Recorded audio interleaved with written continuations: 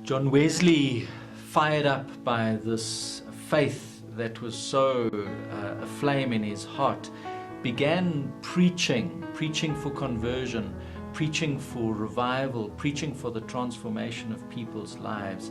And the Spirit was deeply at work in his sermons and in the people who were listening.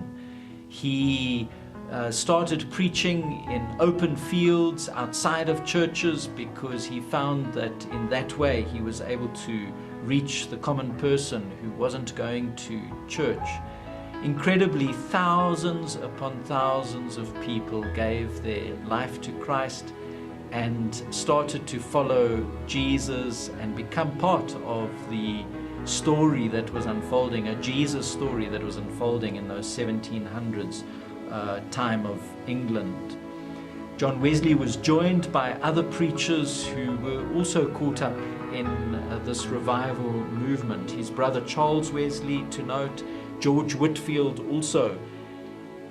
The Anglican Church at the time started to be very uncomfortable with this, what they referred to as a new teaching by a wild enthusiast, and were not happy with much of the teaching and started to ostracize John Wesley, George Whitefield, and Charles Wesley, started to close church doors to them. But John Wesley was determined that this renewal movement be something that bring renewal to the Anglican Church, or the Church of England as it was also called at that time. He was a genius for organization and so formed what he called societies. These were societies meeting in Anglican churches, societies of those who had responded to the good news and needed discipleship. He also organized these societies into smaller groups of classes. These classes were small groups of people who would hold each other accountable for three things. Hold each other accountable for doing all the good that they could. Secondly, for avoiding evil of every kind.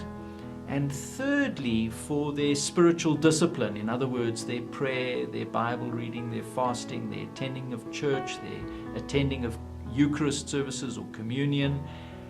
And they would meet weekly and ask each other a lot of hard-hearted questions about their spiritual lives. John Wesley also used lay people to do preaching. He trained them up as preachers. And so a lot of work was happening that was proclaiming the gospel and discipling people. It was at this point that the nickname from Oxford came back and was used for this movement. Because it was so well organized, so methodical, these groups came to be known as Methodists. But bear in mind, at this time, this was a group called Methodists by nickname within the Anglican Church. They were not a separate church at all. Let's reflect on the impact on society. Remember, I described how England was in a very sorry state at the time. This revival movement came to rid England of much of its social evils because Wesley and the followers and the leading Methodists of those days, the leading people of the Wesleyan renewal movement, were not afraid to get involved with the problems of their day. John Wesley himself kept a close watch on public life and sought to cleanse it and purify it.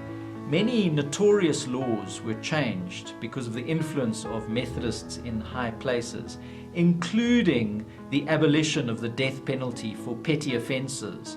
I mean, just appreciate that for a moment. People were being executed at that time for things like pickpocketing and stealing of food, and the Methodists brought an end to that. Also, the beginning of social work and social workers was something that was born by the Methodist movement. John Wesley was very involved with the emancipation of slavery. William Wilberforce and John Wesley supported each other in their work a lot. And as far as I remember, one of the last letters that John Wesley wrote was to William Wilberforce, encouraging him in his work to bring about the end of the slave trade.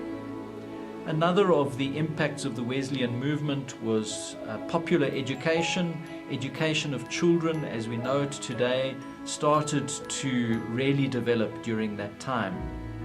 The trade union movement also found its birth at this time. Remember, I said working conditions for the poor were terrible, and trade union movement started at this time to defend the rights of workers.